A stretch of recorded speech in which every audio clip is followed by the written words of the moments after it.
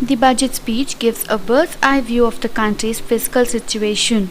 But if you need more information to understand the finer points, you need to go to the official Union Budget website, indiabudget.nic.in.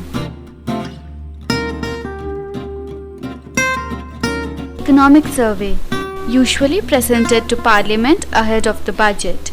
The Economic Survey brings out the economic trends, facilitating a better appreciation of the mobilization of resources and their allocation in the budget. Budget Highlights. It contains the key features of the budget under various subheads. This document gives you an overview of the budget. This section contains the full speech of the Finance Minister while placing the budget before Parliament. Budget at a glance.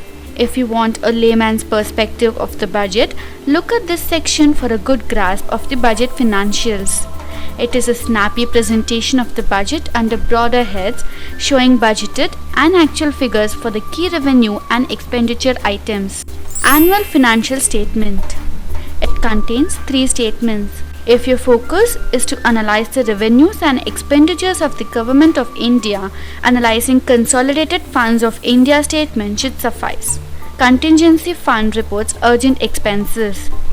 Public account gives details on collections, say small savings collections, where the government acts as a mere custodian. Financial bill contains details on tax proposals and modifications presented to the Parliament immediately after the presentation of the budget. Unless you are looking for specific amendments to a certain financial act, say Income Tax Act or RBI Act, skip the section to directly look at the memorandum explaining the provisions of the finance bill, usually with examples. Receipts Budget.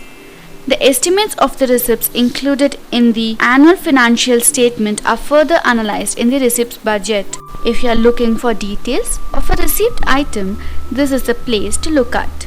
Annexure gives historical data of receipts and expenditure under various heads. In addition, details on public debt, budgeted and revised figures are found in this section.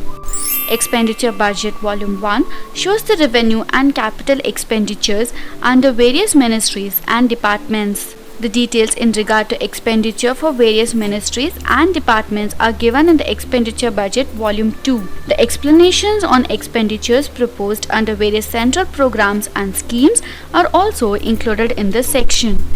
Customs and Central Excise.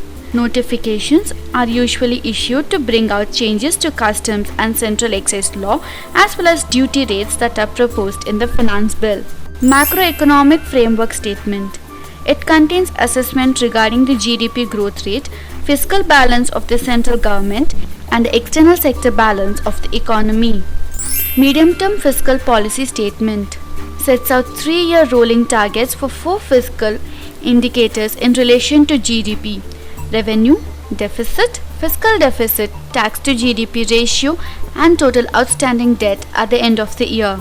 This is an important section to get an overview of the fiscal targets. Fiscal Policy Strategy Statement outlines the strategic priorities of the government in the fiscal area for the ensuing financial year relating to taxation, expenditure, lending and investments, administered pricing, borrowings and guarantees. Statement of Revenue Foregone.